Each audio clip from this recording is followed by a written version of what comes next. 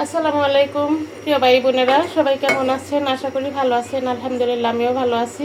কড়াইতে আমি তেল দিয়ে দিলাম। আজকে রাতের জন্য সরিষা বাটা দিয়ে ইলিশ মাছ রান্না করব, যাকে বলে সরিষা ইলিশ। আমি ইলিশ মাছ কেটে ধুয়ে একদম পরিষ্কার করে নিলাম। আর সরিষা আর পেঁয়াজ একসাথে আমি পাটাই বেটে পেস্ট বানিয়ে নিলাম। তেলটা মনে হয় গরম হয়ে গেছে। আমি এখন সরিষা আর পেঁয়াজের পেস্ট দিয়ে দেবো।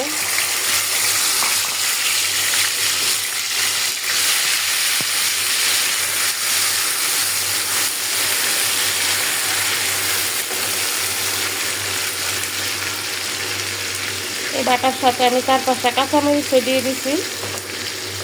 এখন একটু মরিচের গুঁড়া, একটু হলুদের গুঁড়া আর স্বাদ মতো লবণ দিয়ে দিব।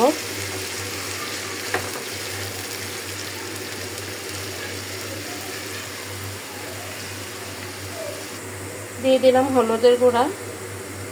এখন দিয়ে দিচ্ছি মরিচের গুঁড়া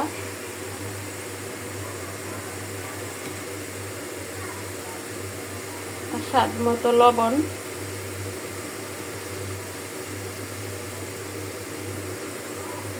প্রথমে লবণ একটু কম দিলেই ভালো, কারণ কম হইলে আবার দেওয়া যায়, বেশি হইলে তো আর কিছু করার থাকে না।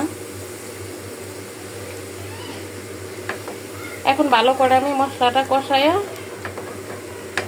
পরিমাণ মতো পানি দিয়ে, তারপরে পানিটা বলক উঠলে আমি ইলিশ মাছ দিয়ে দিব।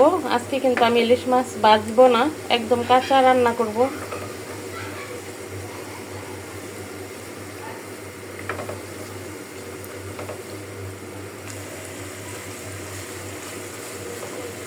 মশলাটা কিন্তু একদম ভালো করে কষানি হয়ে গেছে। আমি এখন পানি দিয়ে দিব। আমি কিন্তু আপনাদের শেখানোর জন্য ভিডিও বানাইতেছি না, কারণ আমি কিভাবে রান্না করি আপনাদের সাথে শেয়ার করি। যদি অন্যভাবে রান্না করলে টেস্ট হয় তাহলে আপনারা আমাকে জানাবেন কমেন্টে। আমি এভাবেই সরিষা বাটা দিয়ে ইলিশ রান্না করি। আর একটু পানি লাগবে। আমি একদম সম্পূর্ণ পানিটা দিয়ে দিলাম, আর পানি দিব না। এটা বলক উঠলে আমি মাছ দিয়ে দেব।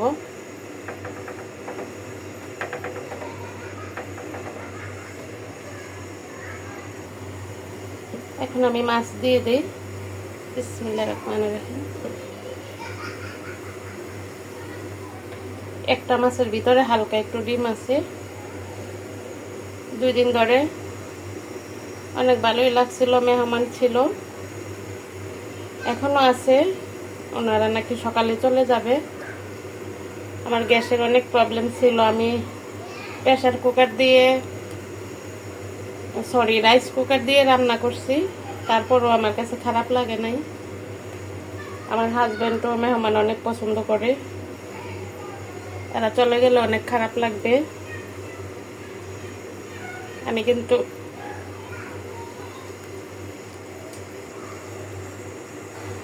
ওদের বাড়িতে সবসময় বেড়াইতে যাই। আমি যে টাঙ্গাইল যাই, টাঙ্গাইলের ভিডিও আপনাদের দেখাইলাম অনেকবারই। যারা আমার ভিডিও দেখেন আপনারা দেখছেন টাঙ্গাইলের ভিডিও। মেহমানরাও টাঙ্গাইল থেকেই আসছে। এরা অনেক ভালো মানুষ। ওদের এলাকায় গেলেও মেহমানদের অনেক আপ্যায়ন করে। কিন্তু দুঃখের বিষয়, আমার বাসায় গ্যাসের প্রবলেম 2 সপ্তাহ ধরে। আর এমন সময় ওরা আসছে, আমি আমার মন মতো আপ্যায়ন করতে পারি নাই।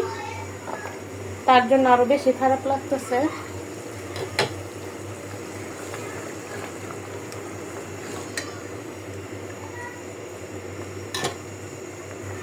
এটা অনেকেই জানেন যে কেউ 10 টাকা খাওয়াইলে তাকে 2 টাকা হইলেও খাওয়াইতে হয়। ওদের বাড়িতে আমি সব সময় যাই। আজকে অনেক বছর ধরে, আজকে 15 বছর ধরে আমি ওদের বাড়িতে যাই, বেড়াই। কিন্তু ওরা আজকে প্রথম আমার বাসায় আসছে। যে খাদিজা সে আসে আমার বাসায়। যে খাদিজার যারা আমি যাদেরকে বলছি মেজো আপা, বড় আপা, আরেকজন আছে নয়া আপা। নয়া আপা আসে নাই। মেজো আপা, নয়া আপা কিন্তু প্রথম আমাদের বাসায় আসছে। আমার শ্বশুর বাড়িতে গেছিল, কিন্তু আমাদের বাসায় আসেনি।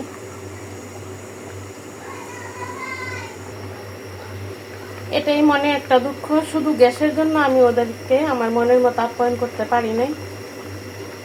বেটারা যে গ্যাস নিয়ে কি শুরু করছে, গ্যাসের যন্ত্রণায় আর ভালো লাগতেছে না। সকাল 5টা বাজে গ্যাস যায়, আসে রাতের 12টা বাজে। আজকে আবার ভাগ্য ভালো 10টা বাজে চলে আসছে। আমি ওয়েট করতেছিলাম যে 10টা পর্যন্ত দেখে তারপর আমি রাইস কুকারে রান্না করে ফেলবো। হঠাৎ করে বলতেছে আমার ছোট বোন, আপা গ্যাস আসছে একটু। তারপর এসে আমি ভাত বসাই দিলাম। এখন ইলিশ মাছটাও রান্না করে ফেলতেছি, প্রায় হয়ে গেছে। আমার ইলিশ মাছ রান্না হয়ে গেছে, আমি এখন নামিয়ে ফেলবো।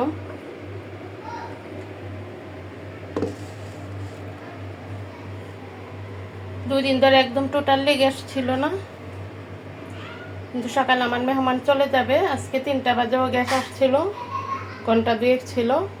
আবার রাতেও 10টা বাজেই চলে আসছে। কাল রাতেও কিন্তু আমি 12টা বাজে রান্না করছি। আমি এইভাবে ইলিশ মাছ ঝোল রান্না করি সরিষা বাটা দিয়ে। আমার রান্না কেমন হয়েছে এটাও জানাবেন, আর আপনারা কিভাবে রান্না করেন সেটাও জানাবেন।